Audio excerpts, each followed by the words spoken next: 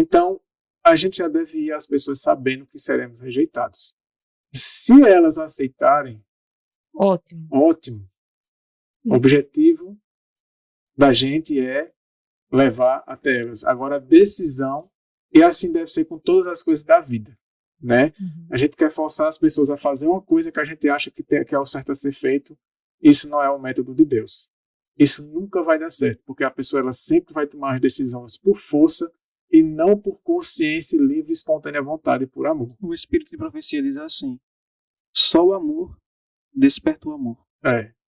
A gente tem que aprender a levar aquilo que a gente crê, a nossa crença, né, as nossas convicções das pessoas, com total respeito, respeitar ela, ou seja, com total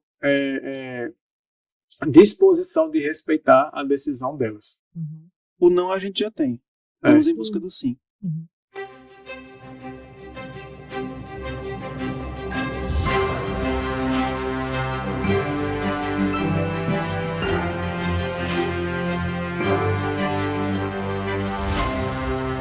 Então, o que a gente viu até agora,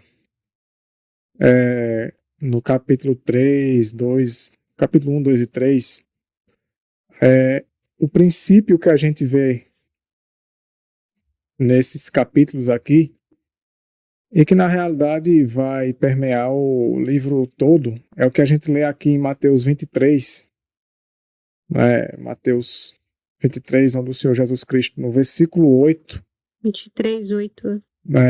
Mateus 23, 8.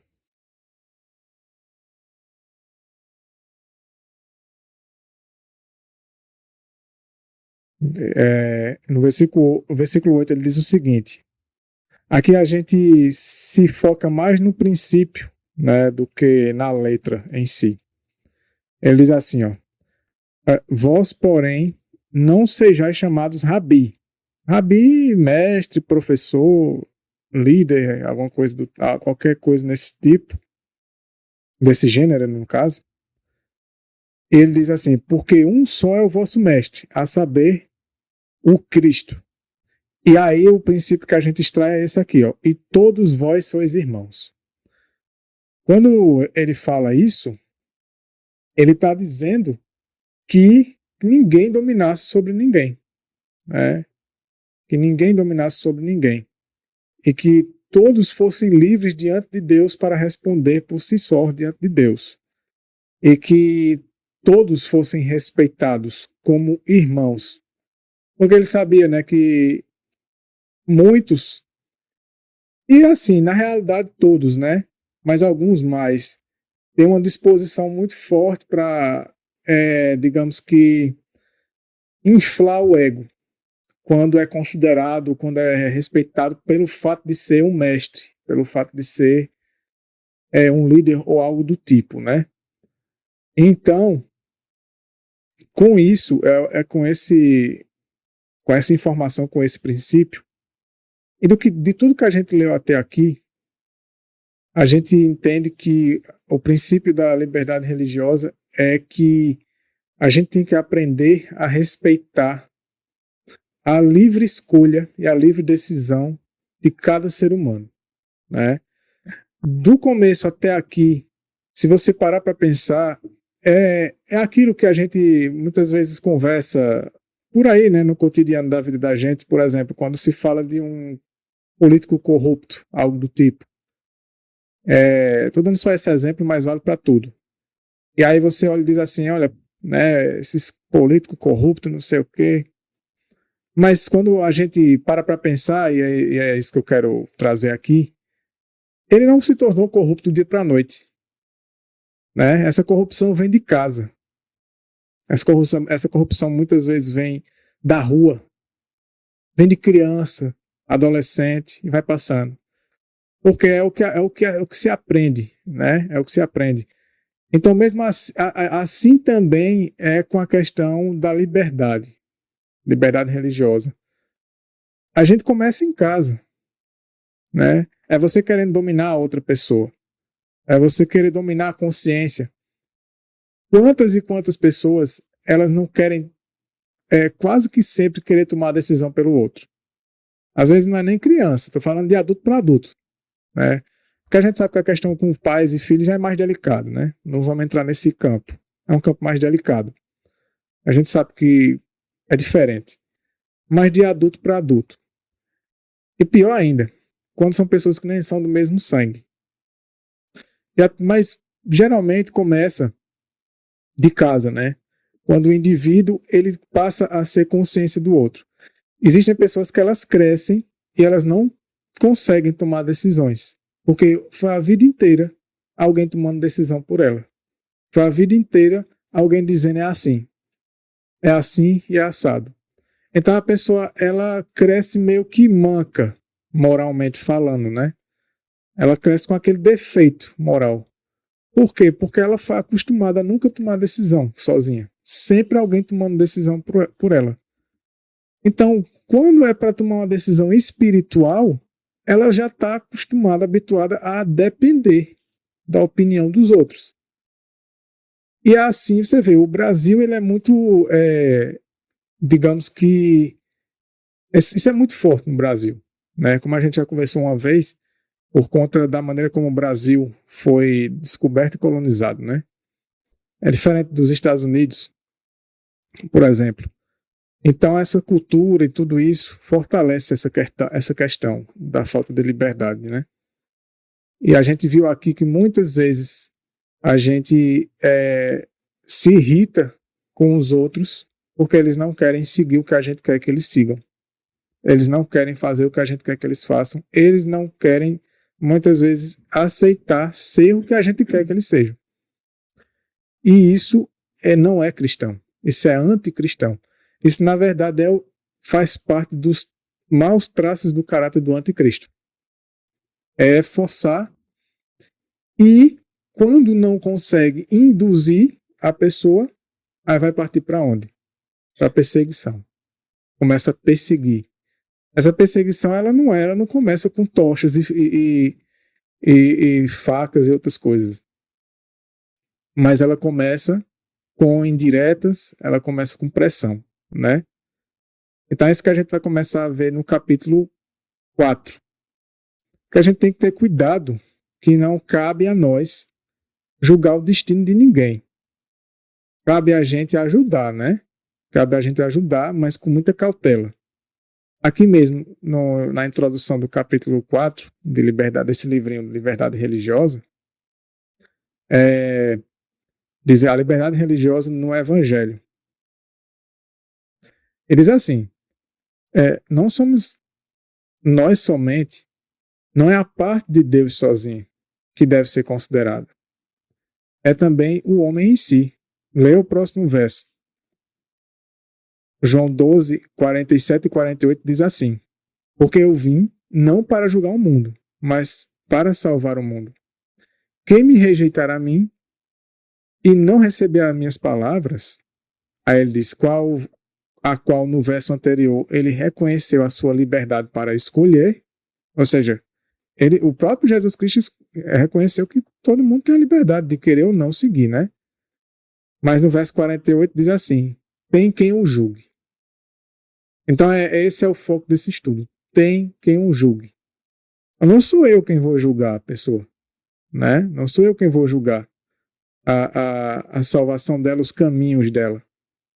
Embora muitas vezes a gente deduza que aquilo ali vai dar num caminho perigoso. Esse é o nosso grande defeito. Da gente, infelizmente eu digo isso porque de vez em quando me passa pela cabeça também. Eu vejo uma situação e eu acabo até com a minha dureza bem ruim mesmo ainda, julgando as pessoas.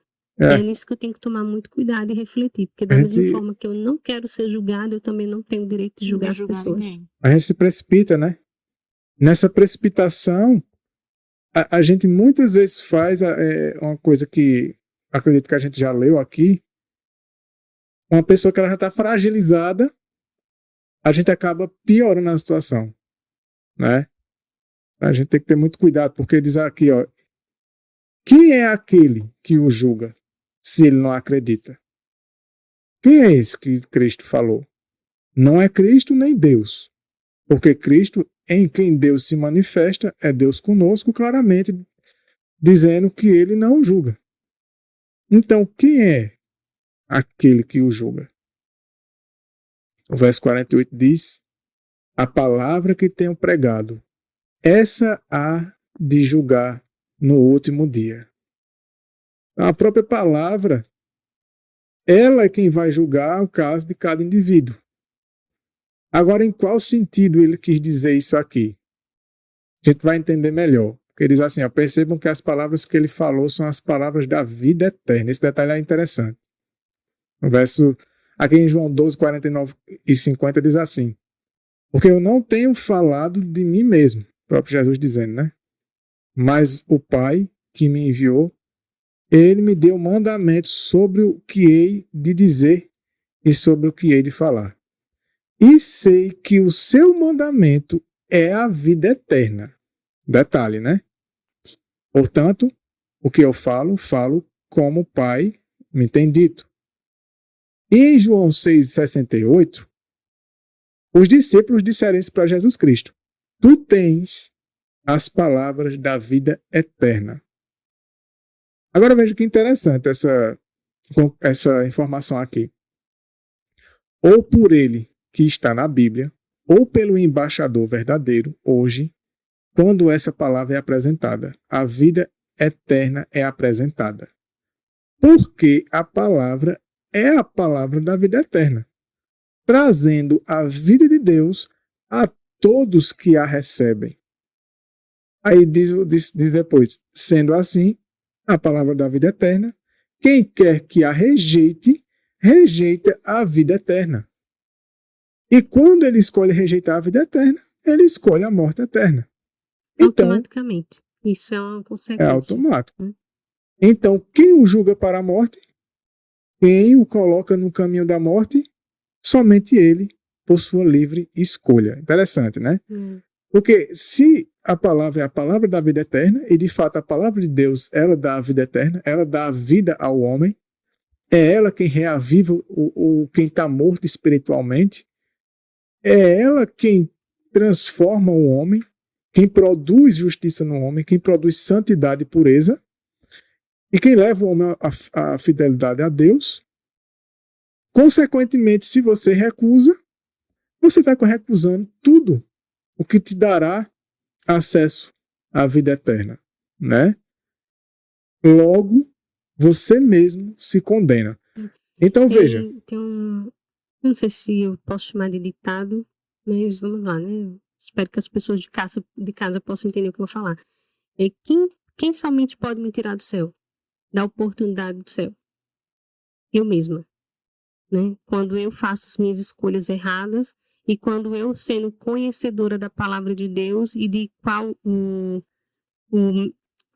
a norma para entrar nele, e eu recuso toda a norma. Eu sou conhecedora, eu conheço todos os pontos e ainda recuso a norma. Então, somente eu mesmo me tiro do céu.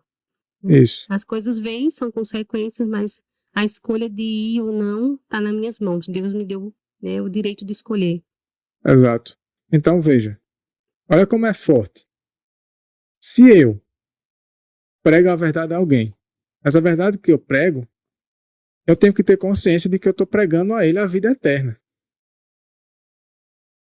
Logo, se eu estou pregando a vida eterna para ele e ele recusa, eu tenho que passar a ter misericórdia da pessoa. Eu tenho que ficar preocupado com a pessoa no sentido de que, meu Deus, ele está recusando a vida eterna. Eu não devo ficar chateado e com raiva da pessoa. Porque se a pessoa já está se condenando e eu vou com a minha atitude, com o meu sentimento, eu agravo isso, então eu não sou um mensageiro da vida eterna. Eu sou um mensageiro da morte. Por quê? Porque o meu papel é levar a vida eterna. Se a pessoa ela está recusando, ela já está se condenando. Logo, se eu agravo isso, eu estou ajudando ela a se condenar mais ainda. Eu estou meio que cooperando com a condenação dela. Então, isso é uma coisa tão séria que a gente faz, às vezes, sem querer, né? Às vezes a gente faz impercebidamente, aliás, despercebidamente, e, infelizmente, a gente muitas vezes a pessoa tinha acho que um trisquinho assim de chama ainda no coração, e a pessoa vai e assopra e apaga. É isso que eu acho que é o capítulo 5 ele vai abordar. Né? É. Quando eu li isso, eu achei muito impactante. Eu Muitas tô das meio que vezes, adiantando aqui. a gente quer ajudar, a gente está vendo, vamos supor, a gente está vendo nosso irmão ou nossa irmã se desviando do curso, se desviando do caminho. Aí o que a gente quer? De alguma maneira, trazê-la de volta para o caminho. Mas quando a gente faz da nossa maneira, parece que a gente põe ali a perder o último fio de esperança que a pessoa tinha. Por quê? Pelo modo também como a gente foi lá tentar resgatar ela do nosso jeito. É. Interessante que nesse capítulo que a gente está estudando, o capítulo 4, o título é, né? Liberdade religiosa no Evangelho. Então, até na mensagem, na palavra de Deus, que é a vida eterna que está sendo oferecida às pessoas, existe liberdade religiosa. A gente percebe que Cristo mesmo menciona que não vai julgar aquele que não crê em suas palavras. Aí ele menciona, como tu já leu, que quem vai julgar essas pessoas é a própria palavra de Deus. Exatamente. Porque a palavra de Deus é a vida eterna. Então, quando eu voluntariamente recuso a palavra de Deus, estou recusando a vida eterna. E como nós sabemos que não existe neutralidade no grande conflito, e como vocês já mencionaram, rejeitou a vida eterna, automaticamente está aceitando a morte eterna. É interessante aqui, que Paulo ele traz essa mesma ideia que Cristo mencionou em João capítulo 12, em Atos 13. Aí no versículo 46 diz assim: Então Paulo e Barnabé, de forma ousada, disseram: era necessário que a vós se pregasse primeiro a palavra de Deus. Mas visto que a rejeitais e vos julgais não dignos da vida eterna, eis que nos voltamos para os gentios. Então, pregar a palavra de Deus, rejeitar ela, equivale a rejeitar a vida eterna. É o que Paulo menciona aqui. Então, automaticamente, eu estou buscando um outro destino, que é a morte eterna. Só existem dois caminhos: vida e morte. O próprio Deus mencionou, né? Escolhe, pois, o caminho da vida, para que vivas, tu e a tua descendência. Então Deus, ele mostra, olha, existem dois caminhos: o caminho da vida eterna, o da morte eterna. Para escolher o caminho da vida eterna, você tem que escolher as minhas palavras. Você tem que, de forma voluntária, de forma espontânea e livre, escolher se render à minha vontade, à minha palavra. Daí você receberá a vida eterna. Escolhe, pois, o caminho da vida para que você viva. Deus ainda aconselha. Esse é o melhor caminho. Mas Deus não força. Exatamente. Deus deixa com que você escolha de forma voluntária. E existe o caminho da morte. Então não existe uma terceira via. Existe o caminho da vida e da morte. Se eu recuso o caminho da vida, automaticamente eu vou receber a morte eterna. Todas as consequências que o pecado traz, que é também a questão da morte eterna. E detalhe, a gente gosta aqui no podcast de ir além, né? Alguém pode pensar o seguinte: eu não rejeito a palavra de Deus. Então a pessoa ela pode acabar meio que entrando num campo meio perigoso pelo fato dela aceitar algumas coisas da palavra de Deus, ela acha que já é suficiente, né? É como se, por exemplo, eu só aceitei a questão do batismo, eu concordei, mas eu discordo com várias outras coisas da Bíblia, mas só o fato de eu ter aceitado esse ponto, eu corro o risco de já achar que por eu estar aceitando a palavra da vida eterna, eu já estou naturalmente, automaticamente apto à vida eterna. Mas a gente sabe que ou é tudo ou é nada. Ou é toda a palavra ou é nada. E quando digo toda a palavra, é tudo aquilo que o Espírito Santo me ajuda a entender. Tudo aquilo que o Espírito Santo me conduz, me guia, me influencia a assimilar. E naquilo que eu vou rejeitando, eu estou rejeitando, mesmo que ainda concordando com algumas partes, eu estou rejeitando ela automaticamente, porque ou é tudo Não é nada. ou é nada do evangelho. Claro que se você não conhece Deus, se você não teve a chance nem a oportunidade, não teve condições de aquilo ali ter lhe sido apresentado, mas até onde você conheceu, você concordou e está buscando viver pela fé, e a palavra está se cumprindo na sua vida, aquilo ali é suficiente para lhe tornar apto à vida eterna. Agora, quando você tem muita oportunidade e começa a recusar parte daquilo que está lhe sendo apresentado, é natural que você vai, com o tempo, até passar a desprezar aquilo que você concordava no começo. Né? Verdade. E principalmente se você vê, a pessoa vê, né, que não está conseguindo fazer aquilo que aprendeu. Aí que elas querem retroceder mesmo. Aí, e ainda, além de retroceder, quer afirmar. Tá vendo que a gente não consegue? E mais um dia creu naquela mensagem. Isso. Aqui ainda no capítulo 4, diz assim, ó.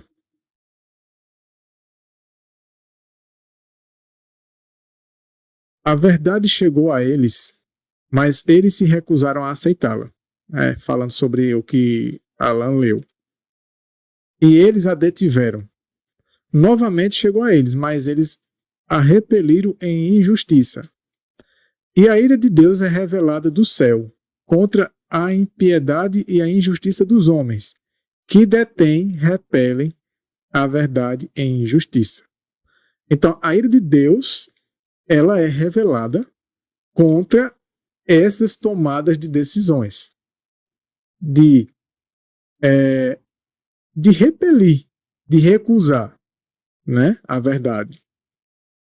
Aí diz assim, note que a ira de Deus não é essencialmente contra os homens. A palavra não diz que a sua ira é contra os homens impiedosos e injustos, mas contra a impiedade e a injustiça do homem. E aqui vale ressaltar o seguinte, que, embora ele tenha dito que a ira dele não virá, quer dizer até que a ira dele virá sobre Satanás e os demônios, né? Mas quem estiver relacionado e envolvido com essas coisas e tiver de tal maneira envolvido que essas coisas fazem parte da pessoa, a gente sabe que o que virá destruir essas coisas, destruirá a pessoa junto. Né? É como aquela parte que a gente sempre fala assim também. Deus ama o pecador, mas ele abomina o pecado. Né?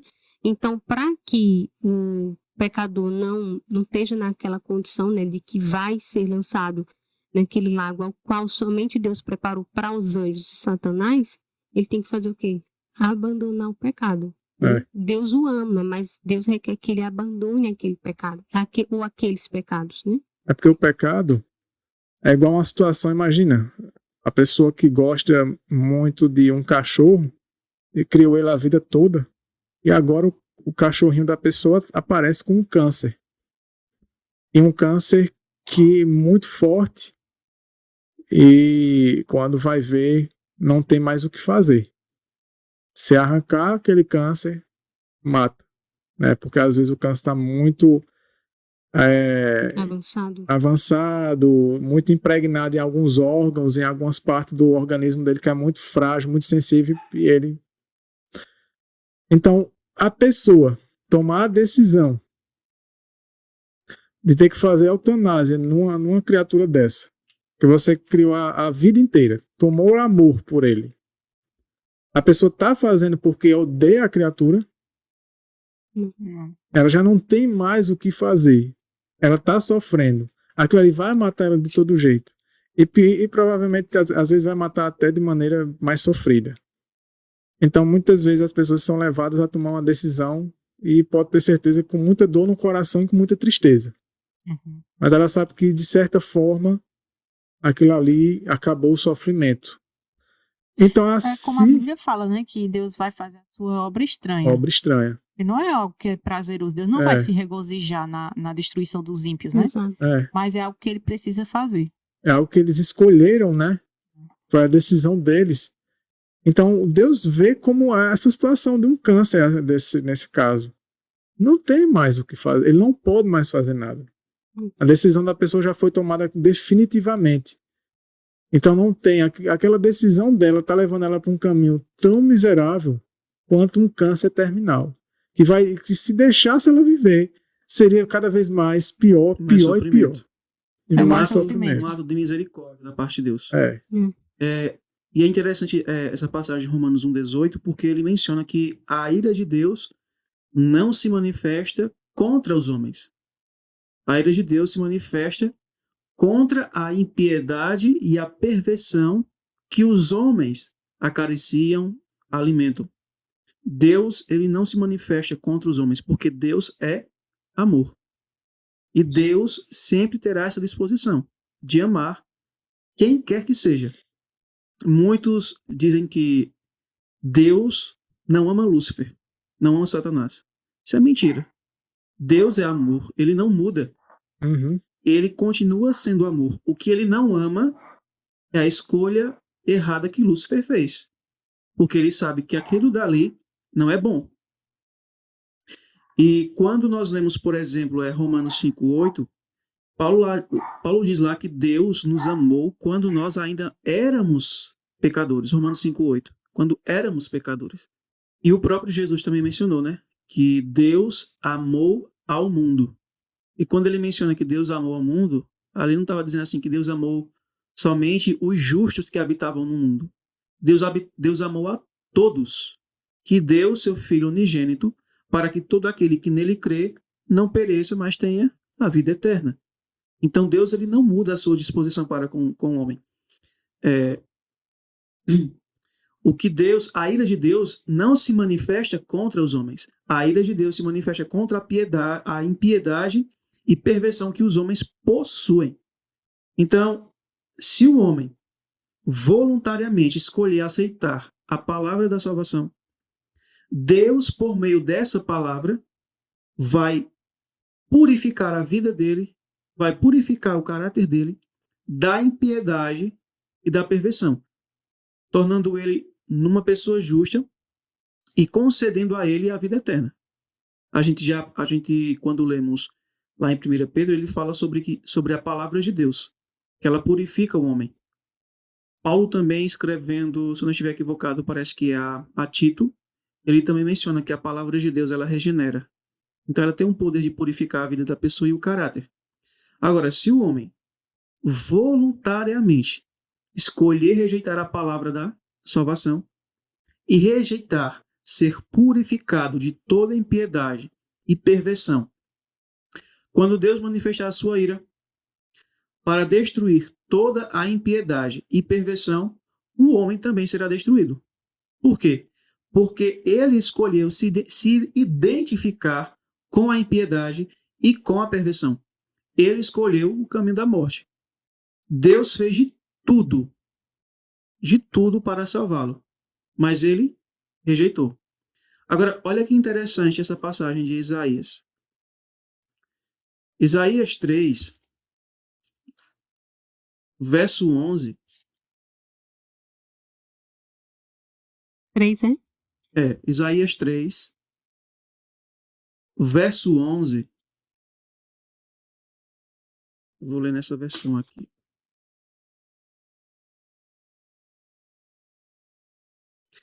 Isaías diz assim: ai do perverso,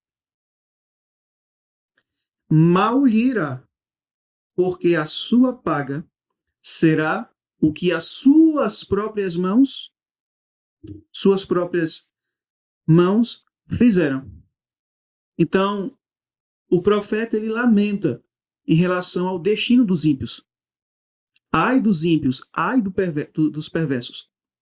Ou seja, um ai repousa sobre eles. E ele explica. Um ai repousa sobre eles porque a sua paga será o que as suas próprias mãos fizeram, e não o que Deus fez. Então a morte eterna não é algo que Deus estabeleceu. Você vai morrer se você me rejeitar, não. A morte eterna faz parte de escolher o caminho do pecado. É a consequência. É a consequência. Se eu rejeito o caminho da vida, eu vou escolher o caminho da morte. E a morte vai me causar a destruição final. Exato. Por que é que as pessoas têm dificuldade de entender em relação a isso? Porque nosso conceito humano é que há um terceiro caminho, de que existe neutralidade, mas isso é o conceito humano. Então, quando as pessoas dizem assim, pensam, né? Deus estaria sendo injusto, ou eu o aceito ou eu morro. Mas é porque ele é a fonte de vida, né? Como já falamos nos capítulos anteriores. Então, quando eu rejeito a vida eterna, automaticamente, como Alan bem frisou, eu estou aceitando a morte eterna, porque não tem como eu viver longe de Deus. Então, por isso que essa confusão ela é criada, né? Porque isso é uma crença meramente humana, a da neutralidade, né? Eu não quero nenhum nem outro, eu não quero nem vida eterna nem morte eterna, não tem como. Ou você escolhe uma coisa ou outra. E tem pessoas que ainda fazem assim, nesse contexto, né? Eu não quero nem ler mais para eu não ter parte com isso. Né? Porque se eu ficar sabendo, eu vou ter parte. Então eu vou ser julgado, né? Por isso. Mas eu acho que ainda é pior. Porque no dia de julgamento, né? No dia de julgamento, aí o Senhor vai dizer... A pessoa está rejeitando a luz, a própria vida eterna. Que a palavra é a que contém a vida eterna. Exato. Então, de toda forma, ela está rejeitando. No dia de juízo não tem nem desculpa. Você teve a oportunidade, a mensagem chegou até você não quis aprender ela. É uma consequência igual, por exemplo, as criaturas do mar. Se você tirar elas da água e colocar em lugar seco, elas vão morrer. Elas vão morrer. Então é como se a gente dissesse assim, que injusto, né? Por que eles têm que morrer? Mas é assim que a criatura foi criada, né? Aquela espécie. A gente, por exemplo, se a gente for lançado no espaço, sem aqueles equipamentos, a gente vai morrer, né? A gente vai morrer. E até mesmo com aqueles equipamentos tem um limite, né? Que depois tem que voltar para a Terra. Então, é igual, por exemplo, a gente tinha um celular que deu problema na bateria. Ele só ficava ligado com a bateria, aquelas baterias externas, né? Bateria recarregável, né? Se a gente não ligasse ele ou na tomada, na energia direta, ou na bateria, ele não ligava. Então, a nossa vida é assim. Se a gente não se liga a Cristo, naturalmente a gente vai morrer eternamente. E ele fala isso na parábola, né? Quando ele fala da videira, que ele diz assim, que o ramo que ele não extrai de Cristo, a seiva, né? O poder, ele vai secar e só vai servir para ser cortado e lançado fora. Pronto, porque ele não se alimenta, né? Não tem um alimento espiritual dele. E ele não dá fruto por si só. Não dá fruto. Se você cortar o ramo, né? O galho, ele seca. E jogar ele ali no chão, acabou. Para ele. Não tem. Porque não vem dele a vida, não vem dele os nutrientes, a genética para produzir aquele fruto. Não vem dele. E é justamente isso. Como muitas pessoas dizem assim, a vida é minha e eu faço o que eu quiser com a minha vida. Eu queria que... Nós não temos vida, né? E a vida foi nos dada, né? Então a gente não pode dizer assim que pelas minhas escolhas eu sou livre. Não, você é livre para escolher, mas você não é livre das consequências da sua escolha. Toda escolha ela vai ter uma consequência. Então, como a vida não me pertence, porque Cristo diz assim, Paulo diz assim, vós não sois de vós mesmos, né? Mas vocês são um templo do Espírito Santo. Isso. Então, se eu venho, ele diz assim, todo aquele que destrói o templo do Espírito Santo será destruído. Por quê? Porque é uma consequência natural. Então, quando eu escolho destruir a minha vida, eu vou ser destruído. Então, as escolhas erradas são o que causa a destruição. Não é Deus. Não está lá na lei assim, se você não me obedecer, eu vou lhe matar, eu vou lhe destruir. Não. Eu vou lhe causar a morte eterna. Deus não faz isso, porque senão ele seria um Deus severo, arbitrário, como o próprio Satanás, ele... Quer retratar que Deus é assim, né? Ele Satanás tem essas características e ensinou à humanidade que é Deus que é assim. Tanto é que quando você vai para o meio ateísta, eles utilizam, como a gente já comentou aqui, eles utilizam o Deus do Antigo Testamento. E eles transmitem o caráter do Deus do Antigo Testamento como se fosse um Deus severo, cruel. Se não obedece, morre. Só que nós já entendemos que ali Deus estava apenas exercendo juízo. para com aqueles que estavam com o coração completamente endurecido, Exato. porque eles eram como uma gangrena moral. Se não cortar, se não eliminar do corpo, todo o corpo vai apodrecer e vai morrer. Então, chegará um tempo em que Deus tem que eliminar pecado e pecadores. O mal, ele tem que ser purificado do universo.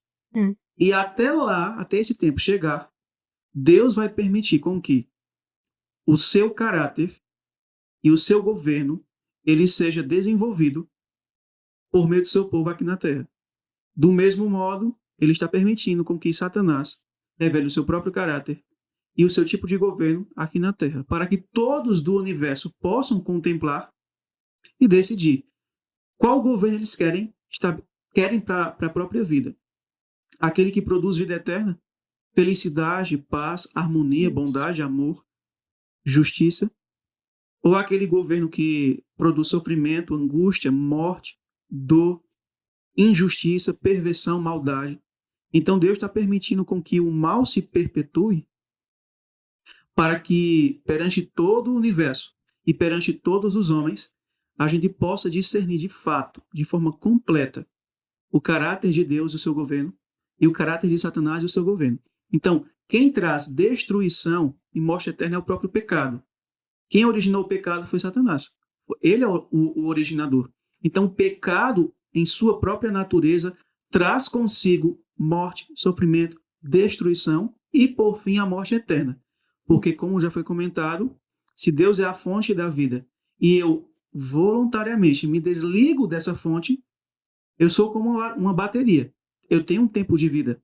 Chegará o tempo em que essa bateria vai se acabar e eu vou morrer eternamente. Então, Deus ele tem que purificar o mal. Mas é uma questão assim, por que as pessoas elas têm essa dificuldade, essa purificação que você fala? É porque elas não fazem a ligação do mal com o pecado. Então, se você chegar para todas as pessoas de 100 entre 100, você quer paz no mundo?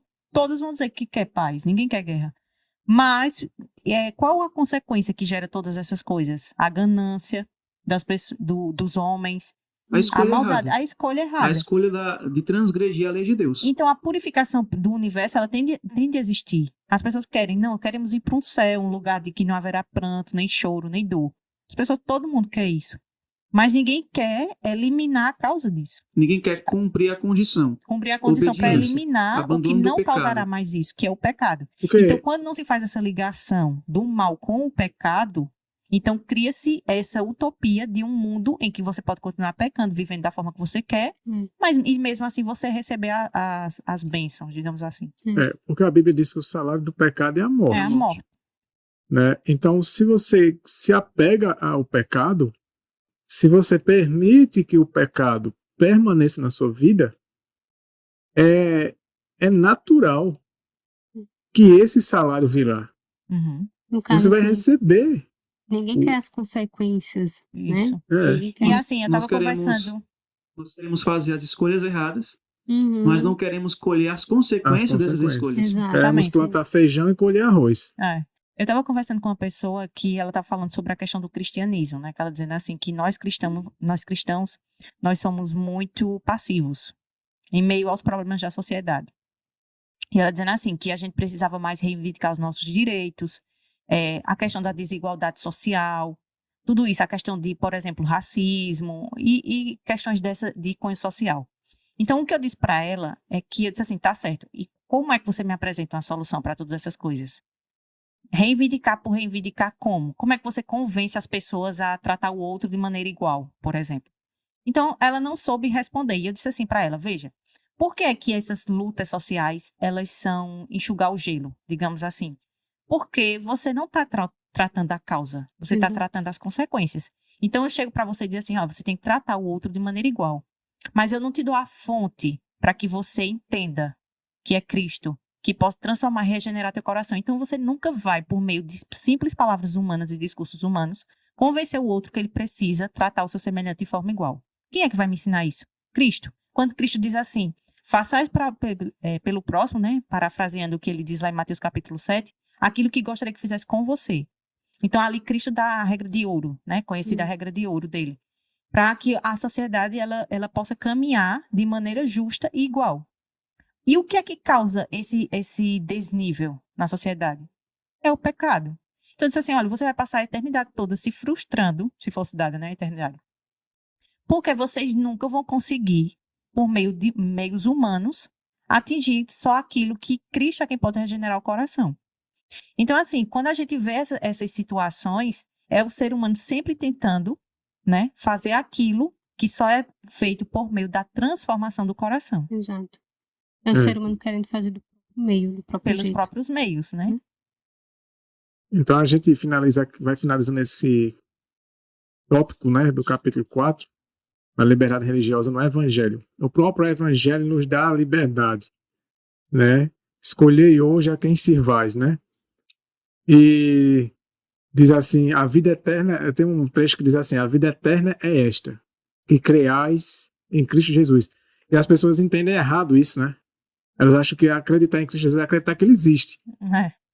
E o que ele Jesus. fez somente. No Jesus histórico, né? E somente o que ele fez e pronto. Mas ali está dizendo que acreditar em tudo que vem dele. Inclusive as palavras dele. Né? A palavra que ele revelou, que ele inspirou os homens a escreverem. Inclusive, né? Porque ele diz que a palavra testifica dele mesmo. Né? E diz assim, ó. Através de tudo isso, Deus apresenta em cada caminho, Deus se apresenta em cada caminho possível que ele pode, para persuadir o homem, está lá no finalzinho, página 26, e o terceiro parágrafo, para persuadir o homem a ver e andar no caminho certo, para usar a sua escolha como ele deveria. Ou seja, Deus ele orienta, Deus ajuda o homem a tomar os caminhos certos, aliás, o caminho certo, a se voltar para o caminho certo. Ele não força, né? Ele não manipula, não obriga, não impõe isso. E quando, contra tudo isto, o homem usa a sua escolha no caminho errado, ele obtém, enfim, simplesmente o que ele escolheu. E ele mesmo é o único responsável por isso. E isso é liberdade. Isso é liberdade religiosa. Então é isso que Deus dá. Aqui, antes da gente finalizar, eu queria até abordar esse ponto aqui que eu achei muito interessante. Aqui no livro fala assim, ó. Então, quando o fim vier, vocês sabem o que está escrito para aqueles que estão ao lado esquerdo. Cristo fala lá numa passagem da Bíblia, né, que ele vai separar, né, os da direita e da esquerda. Aí ele diz assim, apartai-vos de mim, malditos, para o fogo eterno. Aí aqui mais embaixo no livro diz assim, preparado para você? Esse lago de fogo, ele foi, apartai-vos de mim, malditos, para o fogo eterno. Esse fogo eterno foi preparado para você? Aí ele continua aqui, não, nunca preparado para um único nome que esteve neste mundo. Preparado para o diabo e seus anjos, né? Agora, essa outra parte aqui foi onde foi mais intenso para mim. Quem quer que seja que chegue até lá, vai porque ele escolheu ir. A palavra fala que aquele lago, aquele fogo eterno, foi preparado para Satanás e seus anjos. E quem vai estar lá foi porque o quê? Fez o quê? Escolheu estar ali. Escolheu estar ao lado dele, né? Teve Seguir a o governo oportunidade, dele. né? Aí o trecho ainda continua assim. Escolheu ir até lá em vez de estar com Deus no céu, né? Aí vem mais. Porque quando eles realmente vão lá, eles vão a um lugar preparado para outros, não para eles. Porque nunca Deus queria que os seus filhos fossem para lá. É por sua livre escolha que eles estão lá. Olha que interessante. Livre escolha. Isso. Né? O próprio, como o irmão mesmo ressaltou, meu esposo também, liberdade religiosa com Deus sempre. Ele mostra o caminho, ele mostra a verdade, ele mostra a solução, mas cada um daqueles que vão estar naquele lago de fogo e enxofre preparado, que a própria palavra deixa claro, preparado para Satanás e seus anjos. Aqueles que estarão lá foi porque fizeram a escolha de ali de estar. E quando a gente vê assim, né, que aqui diz aqui, foi preparado para Satanás e para os seus anjos, é aquilo que Alan havia falado daquelas nações que receberam juízo divino.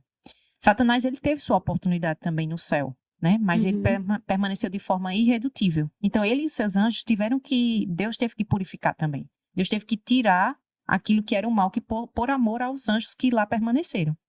Então, Deus também preparou um lugar para a sua destruição. Só que Satanás, Deus como é justo, permitiu com que ele tivesse mais um tempo, né, para mostrar para todo o universo o governo dele e o governo de Deus. Aí vem o ser humano, é tentado por Satanás e escolhe pecar, escolhe se colocar sobre o governo dele. E agora, essa classe de pessoas passa a também desenvolver o mesmo caráter que Satanás desenvolveu. Então, o fim será o mesmo. Né? Aquela destruição que estava preparada só para ele, como a irmã bem frisou, infelizmente será estendida também para essas pessoas, porque elas adquiriram o mesmo caráter que ele, a mesma depravação, né, moral, e elas, infelizmente, também terão que ser destruídas. Exatamente. Então, o fato do mal se perpetuar ao longo de pelo menos 6.000 anos aqui na Terra é simplesmente porque Deus, além de querer mostrar que tipo de caráter ele mesmo possui e que tipo de governo ele quer estabelecer, que tipo de caráter Satanás possui e que tipo de governo ele quer estabelecer, Deus permite com que o mal se perpetue porque Deus quer livrar essas pessoas de ir receber a morte eterna, receber o castigo e a morte eterna que foi preparado para Satanás e os anjos. Não foi preparado para os seres humanos. Os seres humanos que estiverem lá foram porque escolheram ir para lá. Deus, ele, através da pregação do Evangelho, Deus quer mostrar de que o mal, ele vai ter um fim. E Deus quer libertar os seres humanos dessa destruição. Satanás e os demônios não tem mais como libertar, porque eles já endureceram o coração completamente, não tem como conduzi-los ao arrependimento. Então Deus vai ter que destruir eles. A destruição deles já é certa, né? É certa. Só que a nossa destruição, ela ainda não é certa. Ainda existe a oportunidade de escolhermos nos arrepender. Isso. Então, quando nós, de forma voluntária, rejeitamos a palavra de Deus, e crer na palavra de Deus não é apenas ter um assentimento intelectual. Crer de forma intelectual. O sábado é o dia do Senhor, né? Eu acredito. Mas eu não obedeço, não obedeço fielmente à observância do sábado. Eu não guardo o sábado como deveria obedecer. Isso não é fé. A gente já aprendeu que isso é a falsa fé, é presunção. A verdadeira fé me conduz a ter a minha vida e o meu caráter guiados pela palavra de Deus, me conduz à submissão à palavra de Deus. A palavra de Deus se cumpre na minha vida e eu vivo pela palavra de Deus. Isso é ter fé, isso é crer em Jesus. E como e essa questão quando você apresenta assim do evangelho, como é que o evangelho é apresentado, né, pelo apóstolo Paulo? É o poder de Deus. Então está sendo apresentado o poder para você vencer esse mal, né? Essa destruição, esse mal que causará a destruição. Então você tem poder dado por Deus. Você não está fadado a isso. Você não foi predestinado para aquele lago de fogo. Você foi dado poder para que você possa vencer, né? Paulo diz assim, nossa luta não é contra carne nem sangue, mas contra principados e potestades. Exato. Então o poder foi dado. Então se de fato você se colocar naquela condição, não é porque o pecado foi mais poderoso na sua vida, a tentação ela foi maior. Não. É porque você não fez uso desse poder que está disponível. Exato. Nem que o pecado é mais poderoso do que o poder de Deus, e nem que você foi predestinado para aquilo. Exatamente. Porque Satanás também criou uma falsa teologia de que Deus escolhe pessoas para se perderem, mesmo que elas não queiram se perder, e escolheu pessoas para serem salvas, mesmo que elas não queiram ser salvas e vivam como ímpias. Acaba com a liberdade religiosa 100%, né? Acaba com a liberdade religiosa. E a crença que eu vou ser transformada na glorificação? Se é a liberdade religiosa? Não, isso é predestinação. Porque acaba tirando a liberdade. Se o indivíduo até aquele momento ali, ele sempre escolheu adulterar, ele sempre escolheu mentir, e agora no momento que Cristo volta e vai glorificar os salvos, e aí olha para aquele que ainda quer fazer aquilo ali, está escolhendo aquilo ali, e arranca isso dele, elimina isso dele, contra a vontade da pessoa. Então ele acabou arrancando também junto o livre-arbítrio. Até porque se esse indivíduo faz essas práticas, e ele vai ficar fazendo até a volta de Jesus, é uma coisa que ele acaricia nele. É uma escolha dele. De fazer aquilo. Ele gosta. Aí, se Cristo for lá naquele momento que ele vier e tirar, ele vai estar tirando a liberdade dele, que ele gosta. Tirando a liberdade de escolha dele. Foi o que dele. ele escolheu. Não é isso? Em João 3:19, Cristo diz assim: e a condenação é esta, que a luz veio ao mundo, e os homens amaram mais as trevas do que a luz, porque os seus atos eram maus. Então, Cristo aqui ele menciona o que é a condenação. A condenação não é Deus vir e punir os seres humanos. Não, a condenação somos nós escolhermos rejeitar a luz da palavra de Deus. A destruição é o juízo, né, que vai ser imposto sobre aquelas pessoas. Mas a condenação ela foi antes, porque só você para rejeitou. Pegar o ganchinho que o irmão falou. Olha essa outra parte aqui do texto. Abaixo desse último que eu li. Eles fizeram a escolha e se apegaram a ela. E aquele é o único lugar no qual eles podem desembarcar. Eles escolheram a vida toda fazer o que era errado, tendo a oportunidade de fazer o certo, né? Enquanto eles se encontram lá, eles devem estar tão felizes como quando eles fizeram a sua escolha. Eles têm que estar muito felizes. Eles escolheram. Eles não se apegaram a querer aquilo ali, então eles também têm que estar felizes lá. Eles não dizem, a vida é minha, eu faço o que eu quiser. Então eles têm que estar puramente satisfeitos com as Com o consequências. resultado final. as consequências vierem. Então vamos partir para o tópico 5, né? O capítulo 5. Liberdade religiosa na igreja. Liberdade religiosa na igreja. Vamos tratar agora desse ponto. Eu gostaria de ler 1 Coríntios, capítulo 8. Nós vamos ver Espera nós abrir, viu? o contexto de 1 Coríntios, capítulo 8. Porque o contexto desse capítulo, ele também é o mesmo contexto do capítulo 14 de Romanos, que já já nós vamos ler algumas passagens. Então, antes de nós adentrarmos nas lições que Paulo traz em Romanos capítulo 14, então vamos entender o contexto lendo 1 Coríntios capítulo 8. 1 Coríntios capítulo 8, o versículo 4 a 6.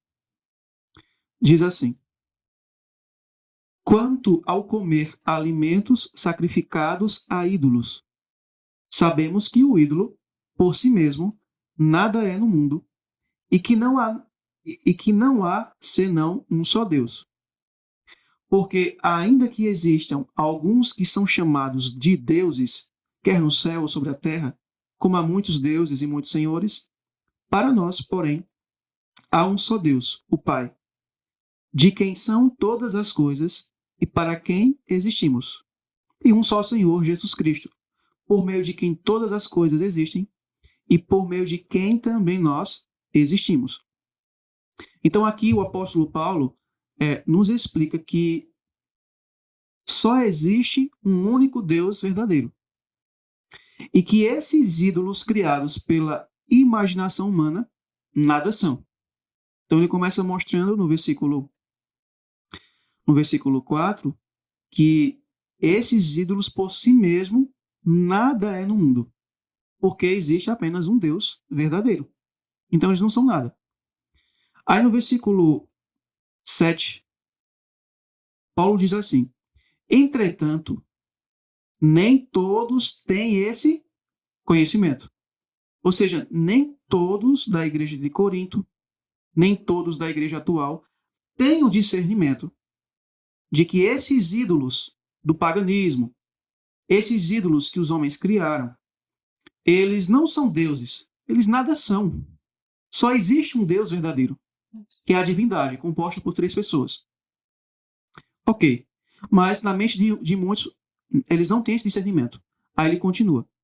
Alguns, acostumados até agora com o ídolo, ainda comem desses alimentos como se fossem sacrificados a ídolos. E a consciência destes, por ser fraca, vem a contaminar-se. Ou seja, repetindo, nem todos têm o conhecimento de que há apenas um único Deus verdadeiro e que os ídolos existentes nada são. Por isso, a sua consciência é contaminada por acreditarem que comer alimentos sacrificados a ídolos é errado. Aí Paulo chama esses de quê? Fracos na fé. E nós vamos ver que em Romanos 14, Paulo também fala sobre os enfermos na fé, fracos na fé ou débeis na fé. Aí no versículo 8, Paulo diz: não é a comida que nos torna agradáveis a Deus, pois nada perderemos se não comermos e nada ganharemos se comermos.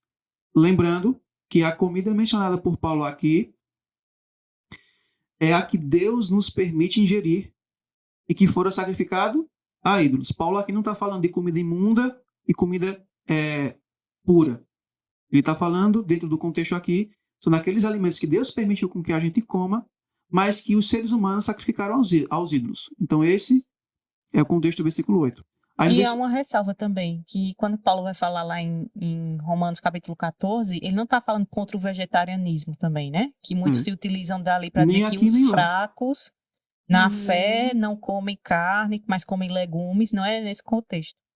Aí, 1 Coríntios 8, versículo 9, Paulo diz assim: mas tenham cuidado para que essa liberdade de vocês não venha, de algum modo, a ser tropeço para os fracos.